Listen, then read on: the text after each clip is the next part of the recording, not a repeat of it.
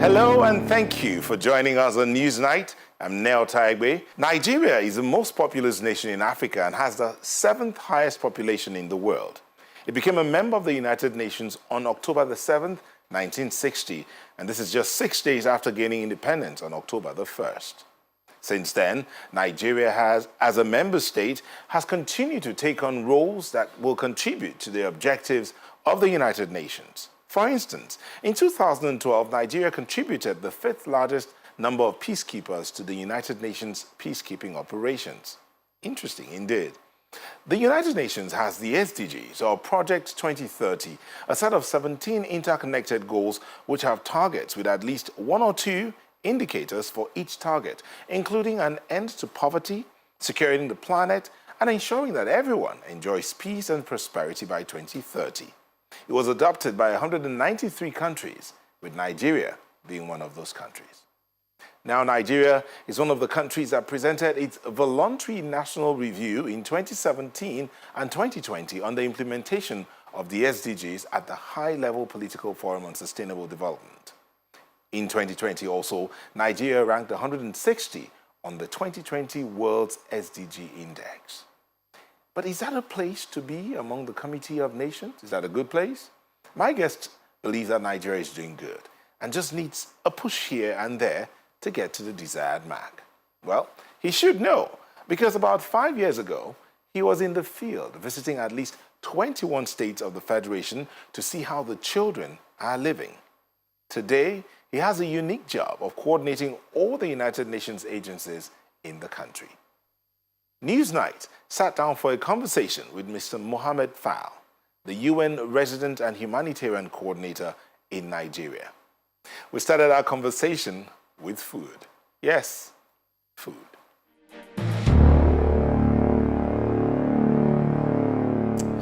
Mr. Mohamed Malick Fall, thank you for speaking to us on Newsnight. Thank you so much, and thank you for having me in your program. You know, you were here, the last time you were in Nigeria was about 5 years ago. You were working with the UNICEF then. What was it like for you at that time? Well, at that time, it was quite tough and quite challenging, because at that time, our operation was mostly focused in the Northeast. It was 2016 to 2019. Some of the local government area that was controlled by the insurgency was just liberated.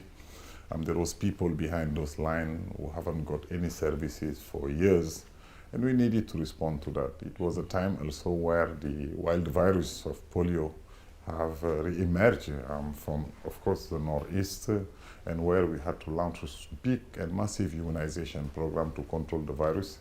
And I saw that, we have been successful in the sense that 3-4 years later, thanks to the effort made in Nigeria, the African continent was certified free from the polio virus. But we had also education program, child protection program, and we had also engaged into partnership with the private sector, mainly from our office in Lagos. Number of things that was quite keeping us busy at that time. Well, in all of that busyness, as busy as you were, you had time to venture into Nigeria, to see Nigeria for what it is. Indeed, I think I have done those days over 25 states that I visited, build relationship with the partner in the local government, had a range of governors with whom I had a strong partnership, travel to the country and see the sense, and have a sense of what the country was. And why we are saying that Nigeria is the biggest country in our continent. It's not only, I think, from the demographic perspective, it's the culture, it's the economy, it's the innovation. It's a number of things that I could discover. And Did you have the opportunity to taste the Nigerian food? I did, and I know where you are attracting me to. No, you have to talk about it. Jollof rice. I mean, the fight is basically Nigeria, Ghana, but Senegal, No, we are saying the fight is Nigeria, Ghana. Let me say something. Let's just let the Ghanaian and the Nigerian finish the fight, then we come in as the one who really own the jollof rice. Oh, really? Okay, now it's going to turn from a two, as we say in local parlance, 2-man fight to a 3-man fight. But it's okay. Talking about food, The UN's launching a program here in Nigeria that some will say targeted at food security, so to speak. You know, talking about the lean season plan for Bay States. Here in the House, in partnership with the national emergency agencies, the Ministry of Agriculture, Ministry of Planning and Budget, and also the state of Yobe, Adamawa, and Borno, we have launched what we call the lean season plan. Because, as you know, food insecurity and malnutrition remain a major challenge, not only in this country, but I think globally speaking. And I felt that given the fact that the lean season is from May to September, it's unfortunately a period where we witness a deterioration in the food security and the malnutrition. And we wanted to really launch this plan and call for generosity of the donor, but mostly also mobilize the entire society, starting from the government, to respond to the need of the most vulnerable people during this period.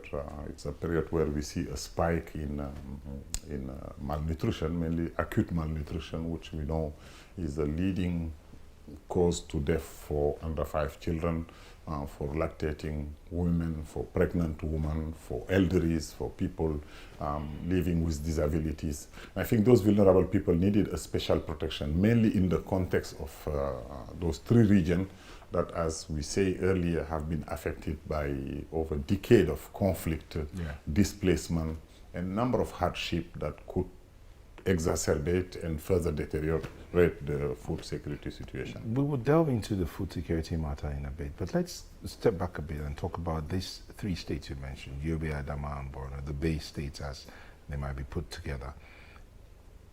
What would be needed to ensure nutrition, for instance, enough food, considering that the farmers are actually afraid of going? Most of them don't even want to go back to the farms, and many are still displaced. What do you think would be needed to get everybody back in there? I think the first need is security, improve the security situation, because those regions are known also as regions that have large potential, mainly when it comes to agriculture. They are able to produce food that could be enough for them, and even they could contribute to food production for the country and probably for the sub-region. But as we say, the prerequisite is always security. And I think those regions have gone through difficult time. The insurgency of Boko Haram started in 2009. Since then, it's prevailing, though I have seen a lot of change and big positive development. And I was here early 2016. We were talking about, in the peak of the insurgency, 22 local government areas out of 27 only in Borno State controlled by the insurgency. You look at now, the insurgency doesn't control any of the local government area. Probably they have spot here and there. They could attack here and there. They are still operating, but you cannot compare it to that time. And I think a huge shift and movement have been made throughout this time. Now, what we need is also to secure that the attack that are sporadic and that are sometimes affecting the community are stopped, for the community to have the freedom to go back to their farm. And this is why also we are now moving from the emergency response, from the humanitarian assistance, to what we call durable solution. Durable solution being the only way you can sustain the support that are given to the community. And we are strongly engaged with the governor of those 3 states. In fact, in the 27th of May, which is a bit more than a week from now, the Vice President is going to launch this initiative that was supported by the UN Secretary General and supported in 15 countries. And we are proud to say that Nigeria, out of those 15 countries that count for the biggest number of displaced people in the world, Nigeria is the most advanced in terms of planning for durable solution. And that's why this launch is taking place here in Abuja with the presence of the Assistant Secretary General, who is in charge of this program across the globe. Now, durable solutions require also massive undertaking, because for people to go back to their place, they need house, they need home. And home is not only the material place where you live, but it's a kind of psychology also, that you have somewhere to go back. That's what gives you the sense that you are returning to where you belong to. But I think also home alone is not enough, because as we say, people need to access to livelihood. They need to go back to farming. They need to have services for their children when it comes to education, for themselves also, health services, water and sanitation. It's a package that you offer, and for which we are seeing also massive progress taking place in those three states. And I think that's where we will find a sustainable way of addressing these problems that is recurrent, that we face every year. We can't, every year that the lean season comes, we start launching an appeal. And I think the best way of solving these things in a durable way and sustainable way is just to give people the livelihood they need to produce for themselves and break this over-reliance on humanitarian assistance and on donation. But if you say they should break the seeming over-reliance on humanitarian assistance, some of them begin to wonder, how is it then that it looks as if more humanitarian agencies continue to come in? It's as if there is something that they're gaining beyond just offering humanitarian service to the people. I'm not sure that the numbers and the evidence show that we are having an increasing footprint of the humanitarian organization. I remember being here 2016, 2017, we used to launch an appeal for humanitarian assistance of 1.2, 1.3 billion. And those days, we were meeting the generosity of the international community, and it was, yielding big result. But if you compare it today, the appeal we launched for this year is around 300 million, and those 300 million, as we speak, we are mid-May, and it's only 6% funded. And I think that's a general trend that we are seeing, not only because there are so many other humanitarian hotspots in the world. You have Gaza, you have Ukraine, you have Sudan, you name them. And all of these new hotspots are coming on top of protracted crises that have been there. And the humanitarian resources are shrinking, and I don't think that it will allow a step up or a scale up on the humanitarian footprint here in the country. And what you have also is that the government is more and more aware of the fact that most of the issues you deal with on a humanitarian basis can help you to save life immediately. It can help you to reduce the vulnerability of the people, but it cannot help you to find a solution which is sustainable. And this is why this shift we are making now to work on durable solution, to work on state plan, to work a plan that have housing, that have basic services, that have livelihood, that have skill for people to increase their ability to produce. That's why we are focusing on that, and this is the shift that we are making right now as I speak. Let's look at it again. I said earlier that we'll delve into the food security situation. So far we have the rains have set in, and so we see that areas where there used to be a lot of farming, some people are attempting to go back to their farms. Some are even turning their backyards to farms just so that they can produce food. So it's not as though the citizens or the residents of the country and beyond are not thinking about that. You talked about security. The challenges that they are. Would the UN be considering supporting in these other areas beyond just the security? The country is making efforts, but would the UN be considering looking at other aspects to encourage people to go back to the farm? Let me just be clear. I think we talk about the security in relation to what is prevailing in the Northeast. But overall, I think food security is being constrained by security, yes, in many places in the world, in Nigeria and outside of Nigeria. But you have also many other drivers that are constraining food security. You take the climate crisis. As we speak now, flooding is taking place in so many countries in the world. Nigeria 2022 had maybe its worst flood in decades, affecting 4.2 million people, and I don't know how much farming land or crops have been destroyed through it.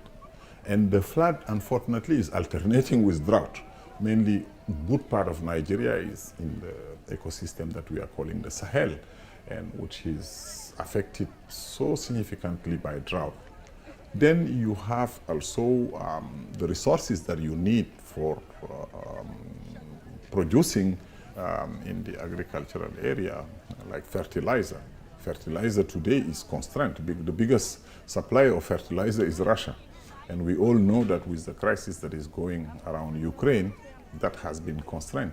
You have the war in Ukraine, because also food production is something, but food import is something else. I know a country like Nigeria could depends heavily when it comes to wheat, for example, on import. Being told that 95% of the wheat consumed in Nigeria is imported, and we know that the biggest producer is Ukraine, and the current crisis is constraining, for example, that supply chain. Just to say that when we talk about food productions being constrained and being challenged, it's many factors that come into play. Security is probably one of them, but the climate shock and climate crisis is another one. The international context and all the conflicts, not only that are affecting the supply chain, but that are also driving up the increased price of energy, which we know also impact on the transport of goods. Number of things are there, and that's why I think that we need to look at the issues of the food crisis not only in the context of the security, but it goes beyond security. And I think this is valid for Nigeria as it is for the rest of the world. You know, when I asked that question, I wasn't expecting you to take me beyond the security point. I was going to build up from there. But so let's go back a bit and look at, when I asked the question, would the UN be considering support in the area of food security? For instance, yes, you talked about climate change. I know that's a conversation that's been going back and forth, what everyone needs to do as regards climate change. Mm-hmm. The other bit about is also infrastructure.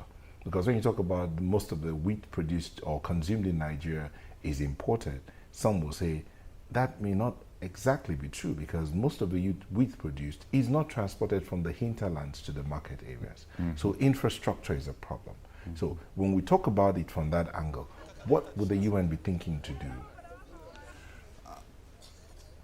Let's be clear. If you look at the market of Nigeria today, the biggest problem you have is not the availability of food. It's the accessibility to food. Yeah. It's people to have the money they need to buy the food. That's why we are saying that the first mitigation measure that the UN is ready to support the government through is how we can put a kind of safety net program that help the poorest. Because those poorest, if you give them cash, they would be able to access to food based on the market prices. If the demand is, if the supply is able to meet the demand, the need you work on, the area you need to work on is the area of giving or increasing the purchasing power of the people to be able to buy the food. That's the same point you raised by saying, okay, wheat maybe could be challenged. The figures I have given, although it is grounded on documents that WFP have shared. But I know also there are some other products like millet, like maize, that are available in the market, but that are not affordable for people. How you make people access to those products, that's another point also I wanted to bring in this discussion around food security. Because even if you look at the way we support during the lean season or any other support we are providing nationwide, it's not building only on taking food in kind and going to distribute it. This is becoming obsolete as a way of operating in the humanitarian or in the development context. People use voucher, people use cash transfer, people use different modalities that reduce the transaction cost, but also give people possibility. You know, you give someone a bag of rice, but maybe if you give him the price of that bag of rice, the person can mix rice, vegetable, other products that are part of the food system that they would like to take. And I think this is why we are insisting on the fact that in the current context of the country, we are ready and to support the government to step up its work in the social protection scheme. Because that's the only way you can transfer cash to people, you can give to people possibility to have access to the food, which to me is available in the market, but that the people cannot access simply because of question of price or money they have. So what's the offer? How would this offer work? Helping the government to put on a social safety net that would ensure people have access to these foods or can afford the foods or whatever it is they want to. More like saying, don't just give them fish, teach them how to fish. So what would that offer be? What would the offer look like? The offer is... That's the UN offer. The UN offer is multiple-fold Okay. because, as I say, first of all, you are in a context where the government have a strong desire and a strong ambition to mitigate the impact of these economic challenges on the most poorest people. They are already talking about increasing from 3 million households to 15 million households the social protection scheme and the cash transfer program that they are managing on their own, partly financed by the government own resources, partly financed by World Bank. And when I say World Bank, it's the government own resources, because if they take the loan, they will have to reimburse it. But the problem you have while conducting the social protection scheme of this scale, most of the time is the ground and the base on which you are launching the program. You need to make sure that you have a strong data analysis that identify the most vulnerable. Because for this program to be trusted and for this program to really get the support of the people have to believe that it's those who deserve it that get the money, but not other way around. I think getting a good data system that help you to analyze the vulnerability of the people, assess who should be the target of the program, and on that, it's a comparative advantage of UN. We have specialized agencies like WFP have been doing it in the humanitarian context, organization like UNICEF, organization like ILO. All of these organizations, UNDP, are data-driven organizations that can help at least on the vulnerability assessment. Now, once you have the assessment properly done and the targeting, your other big area of work become how you make sure that when the money is transferred, it reaches where it should go. And this, you cannot do it without having a proper monitoring system. I'm seeing now, for example, in many countries in the world, even all the cash program have a prerequisite that everyone gets a mobile phone, and then the money is transferred through mobile money, and that gives a kind of tracing possibility that shows that every penny that is spent in this program reaches those who deserve to have it. That matter of trust. So how do we begin to build that trust? I think the trust is, first of all, you have to demonstrate result. If you have a program that you demonstrate that everyone who benefit from the program are those who deserve it, or those that for whom it was designed, that's already a source of trust. Making the program known in a way that, you know, it's not just because you are in Abuja or Lagos or the big cities that you are aware, but even if you are in the most remote area also, and you are eligible, you are aware of the program, which is not always the case. Many programs that was designed, you would look at, if you ask people in the big cities, because of their way they are connected to media or to mass media, or they are connected to internet, they might be aware, but those who deserve it, and just because they are in a remote places or because of distance, might not be aware. And I think that's also another part of trust building, which is to take and increase the outreach program to the point that it reaches the most vulnerable that are in the most remote areas, unfortunately. And of course, also bring a conversation that shows clearly that this is a government program led by the government, but the entire international community is behind supporting. And there is no one who represents better the international community than the UN. And I think that's why I feel that in that process of building trust, our presence and our role also is critical. It's not only about data, it's not only about monitoring, it's not about the robustness of the system, but it's about also the communication and the visibility you give to the program to make sure that everyone who is desired to be rich will be rich and will be aware of the benefit of this program. Thank you again for speaking with us. And so far, the conversation has really been interesting, and I'm hungry as we speak. So when we finish, we'll go. I don't know how quickly we can get to Senegal to have that jollof rice. But Ghanaians and Nigerians out there, don't worry. We'll just let you know what the Senegal jollof rice tastes like if you haven't had it. But let's get back to this and start off from, yes, we're talking about building trust. The matter of building trust is something across, not just in Nigeria. The trust between government and the citizens, I mean, the lead and the leadership is one that where it is neither here nor there. And a lot of people will talk about we need to rebuild trust. At a certain time, even the trust for the UN has dwindled in some parts, and many because they do not understand. For instance, we've been hearing the Sustainable Development Goals over and over and over again. What's going on? Are we ever going to get them met?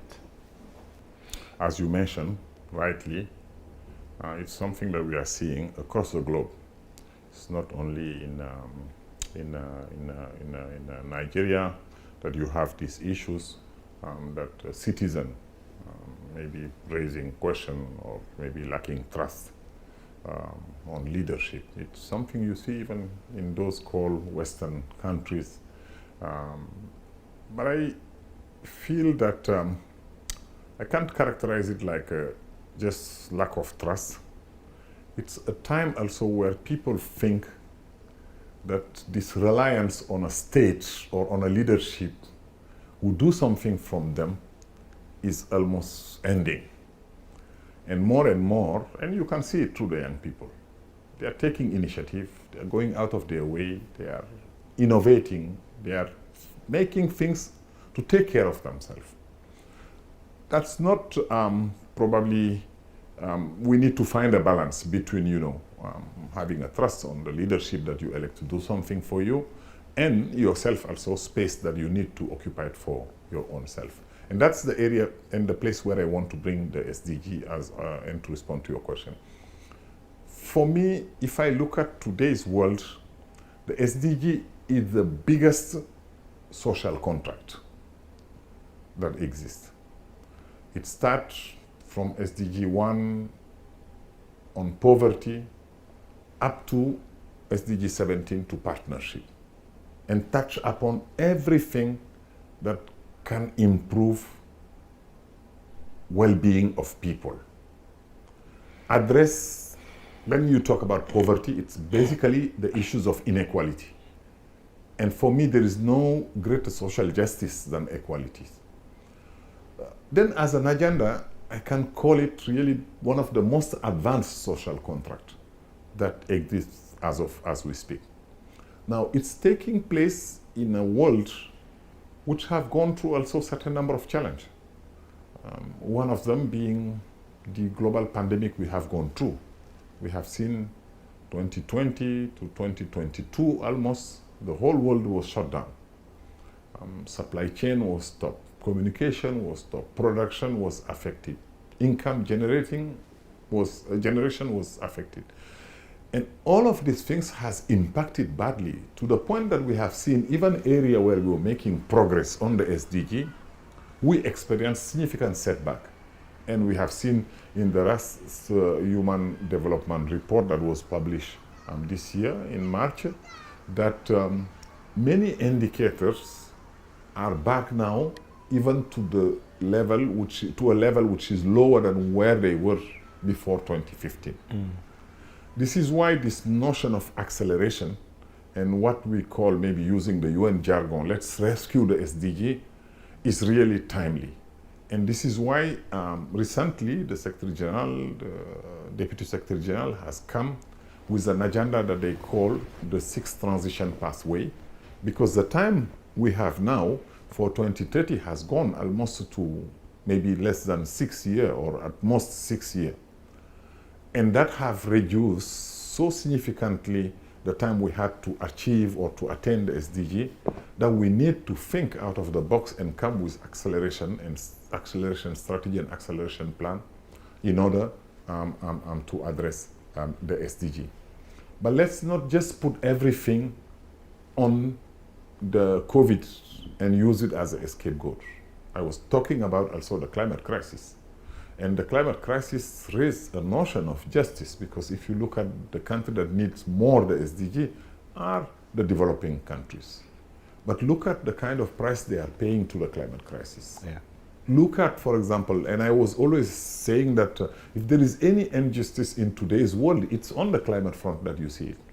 You have seen developing countries that are contributing for less than 4% of the global emission, but look at the price they are paying when it comes to drought, when it comes to flood, when it comes to all sorts of shock that really take people back. That's one aspect. But conflict also is coming back. And when you talk about conflict, today it's not only then one hotspot here or, a few 50, 100 people. We talk about 1,000 people. Look at what's happening in Gaza. Look at what's happening in Sudan. Look at what's happening in Ukraine. And now it's as if the world is coming back to a point where we think that any dispute should be settled only by using gun. And I think conflict is also one of the major setbacks for some of the development goal and development achievement. Is that not a product of the humbling of the trust levels across the world? I mean, if everybody thinks that for every conflict we need to use weapons to settle it, is that a product, is that not the fallout of the crumbling of the trust there? Definitely it's reverse compared to the doctrine, which is the founding principle of the UN, which is peace and security, which is protection of human rights, which is promoting of development. Because let's not forget that UN was created in the aftermath of a world war, where the world almost was in the brink of destroying itself. That's how this notion of UN came. But that's why even if we are seeing here and there, people coming back to this notion that all disputes have to be settled by war, it is our time and it is our role to double down on the role of UN in bringing peace. The reason why I'm saying it's important is that this year, in September, there is what we call the Summit of the Future, which to me is one of the biggest summits the international community have taken recently, and which will be looking at a kind of pact that look at the world and how you can bring back peace. Because we cannot continue to have progress or to experience progress anywhere in the world if conflict is taking the dimension that it starts taking. That everywhere you have hotspot, everywhere that two people have differences or have any sorts of dispute, the only way of settling it is each one rush to gun. That's one aspect, but I think also the pact of the summit will come out also with a kind of revigorated narrative and mobilization around the SDGs. Because as I say, it's a social contract, and if we miss it, we are going to set all the path for the failure of humanity. Because if you don't address poverty, you don't address anger, you don't address education, you don't address health, you don't address water and sanitation, you don't address climate, you don't address urban setting, you don't address economic prosperities. What are you offering for a future for humanity? And for me, that's why I was saying that these SDGs are not only a social contract, but it's also a way of giving hope to humanity and giving them force that can drive them. Because if we just stay in looking at the news and the war that is prevailing here and there, we wouldn't be there. But now, what we don't speak a lot about is that we are at a time also where the world has more opportunity to address development challenges than any time. So, again, I'm looking at my notes here and I'm seeing this phrase, the 6 transitions, as a means of accelerating the SDGs. How would those 6 transitions play in this move to rescue the SDGs? Let me maybe take you through those 6 transitions very quickly. They are food security and agriculture, we spoke about it. They are social protection and access to job, we spoke about it on cash transfer. It's education, which to me is the game changer for development. It is digitalization, which to me offers to humanity the biggest opportunity of positive transformation. And it is the climate crisis, which to me, if we don't address it, we are compromising even our future as a mankind in this planet. And those acceleration, not only they can help to cut the poverty and to cut the suffering of people, but each one of those transition pathways have a kind of multiplying effect in all the development segments. If you take the 17 SDG, if you address food security and improve agriculture, if you address education, if you address climate crisis, if you address energy, if you address digitalization and social protection, you will have a positive impact and a transformative impact on almost all the area of human being well-being. And I think that's one of the thinking and the philosophy that is behind. You accelerate on those, and then you get the multiplying effect across the SDGs, but not only that we are thinking the one SDG is left or the 6 are only the priority, but those 6, if we make the needed transformation on them, the impact it will have across the 17 SDGs will be tremendous. And that's how we see the acceleration pathway to take place. In all of this, this is what one of the things you'll be looking to get your team or family, you and family in Nigeria, to work at, these 6 acceleration points, and how quickly would we begin to see traction? Already we are seeing traction because I say it has been only 3 months that I have spent here, and I have engaged a lot across the board with ministers at federal level, the vice president, governor at state level. And what I'm seeing, and by the way, let me say that this is something which I have seen as a difference compared to the time I served here before. I'm seeing an increased appetite, an increased commitment to development, increased commitment to poverty alleviation, increased drive for people to transform and provide well-being to their people. And this, as I say, I'm seeing it across the board throughout all my engagement that I have seen here. Now, development for me is not humanitarian. Humanitarian is easier to do. You mobilize the resources, you do an intervention, you save life, you reduce vulnerability, you put back people on their feet. But, you know, it could have another shock like a conflict or a climate shock can come and bring them back where you were. While development is something which is more sustainable, which is building on the ownership of your own stakeholders, in this case here, the government at federal level, but the government at state level, where you have a more solid planning ground, building on solid data, building on solid information, but also interacting with the communities and understanding and including their own need and their own perception. Because the mistake we make often as a development practitioners, we think that we know more than the people we are serving. And I think now we have used a notion that is affected to accountability to affected population. It is also to give them space and to listen to them. Earlier you mentioned Nigeria being the largest country on the continent. The influence or the impact of the, in quote, failing SDGs or failed SDGs on the other Sahel, on the Sahel region, on the other parts of the African continent, is it something that can be caught before it gets out of hand? It can be, and I think if I have anything I can share for being humble and happy to be brought back to Nigeria, is that it gives me a kind of unique opportunity in life to serve. Because we, UN, the only meaning that our job have is that how we impact on people's life.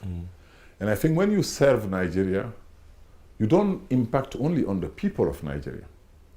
Because Nigeria, the stake is so high, the population is so big, that when you have an impact here, the impact goes far beyond the boundary of Nigeria. You talk about the Sahel.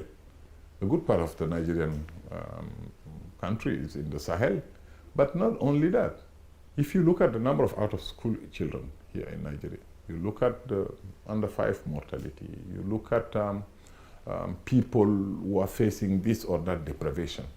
The numbers are so big that I'm always saying that if we don't make it in Nigeria, we will not make it anywhere else. And if we fail to do it in Nigeria, it means the failure of the whole continent. And that's one of the things that keep us, you know, as a team, to have such a strong drive for serving UN in this particular context of Nigeria. And I think that part needs to be really highlighted. You mentioned the Sahel, but for me, I see beyond the Sahel. and I see the African continent, and I see the global stage, the global world. Even if we don't make the SDG in Nigeria, or if we are off track, or we don't make progress, I don't see the world coming out of this by 2030, saying that we have achieved this for this big number of people, because that's what it comes to in the end of the day. Then what happens when we do all this, when we go for all these summits, UN summit, the COP29, COP28? Those are just, some will say, just talk shops. At the end of the day, we gather, the leaders will gather, they will talk, and they will go back. The man on ground, the man in the hinterland in northern Nigeria, or the man in the hinterland in the southern part of South Africa, or the northernmost part of Niger, or Egypt, he's not aware of all of this. He's not feeling he's just, as far as he's concerned, well, our leaders are going together again. Is that the kind of summit we're going to have now? I'm not sure that the summit for the future will be just like any other summit. I think, as I say, the timing it has come is something important. The issue that will be touched upon, like the peace architecture, the acceleration of the SDGs, the climate crisis, the offer for future generation and young people, getting the civil society organized. There was last week in Nairobi, the Civil Society Preparatory Forum, which gathers like over 4,000 people, including delegation from Nigeria, and the Secretary General made the whole way from New York to be part of it. Those are, for me, issues on which we need to reconvene and renew the vision and the hope that we need to share with the rest of the humanity. That's one thing. Second is that none of the process that brings back humanity into the way of hope, into the way of rethinking to build and leave a better world to future generation would be an easy way. It will be always a way that is very steep. But regardless how much steep it is, you keep driving and you keep having hope. You refer to the COP. COP28, which was the last one, has made a major breakthrough. The day of the opening, there was this lost and damaged fund that was established and pledged for over $100 billion. 2 years earlier, there was not there. This is why I'm saying that yes, this summit could appear as one among others, or another one that we have done already. We have done a similar one in the past. But what you have to always look is the progress you make. At some time, the progress might sound or might look insufficient, but you are making progress toward creating a better world for people. The person who is in a remote area, as you say, somewhere down in the Sahel or somewhere in a village, I don't know, nowhere in the world, those could have that perception that this is not for them. And this is why earlier in the conversation, when we were talking about building trust, I was saying to have trust also you need to go on your communication and your advocacy beyond the citizens who are in urban setting, or citizens who are connected to internet, or who have seen TV, because those shouldn't be left behind. And I think that's another standard. And the further you have also the engagement of the civil society, this way, bringing the voice that are unheard most of the time, bringing the voice of people who are unseen most of the time, is something which is important. And I will always build on something which is a bit personal to me, which is my optimism. As I say to colleagues, every night when I look at the world, or when I look at country I'm serving in, it could keep me awake. But every morning also I will see a peace that gives me hope. And that peace that you see it throughout so many things that goes beyond this conference. Yeah, and that's why I'm thinking that, yes, I'm still having hope. Hope in Nigeria to make it. Hope in people to go out of their way and serve. Hope in people to bring humanity where it's missing or where it's being questioned. Hope to see government like Nigeria reinforcing multilateralism while it's being questioned in so many parts of the world. There are every single day way of getting hope. You have witnessed that. You've seen Nigeria. Indeed, you've seen African countries. If you had a word for Nigerians Africans and indeed the world as regards where we're going to? Rescuing the SDGs, getting them back on track, getting to where we need to in the face of the climate situation, which appears not to be turning, appears to just be plummeting. What would that word be?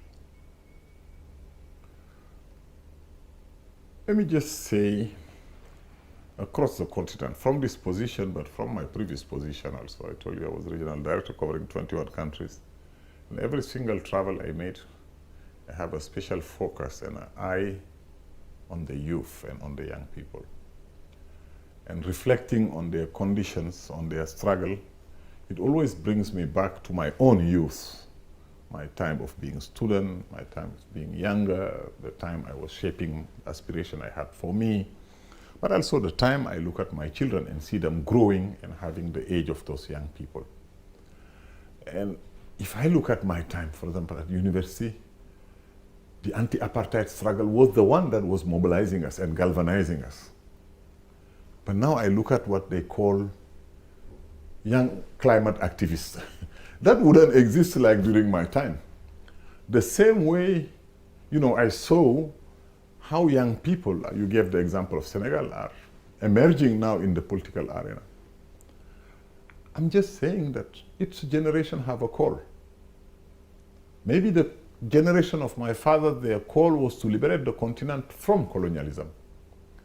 My generation was maybe to continue the liberation through anti-apartheid or some of those ideas of equality and dignity for the African people. The generation of these young people is maybe how to better manage their countries. It's how to address the climate crisis, how to address the new and emerging challenge and keep away from extreme violence, keep away from terrorism. There are a number of things.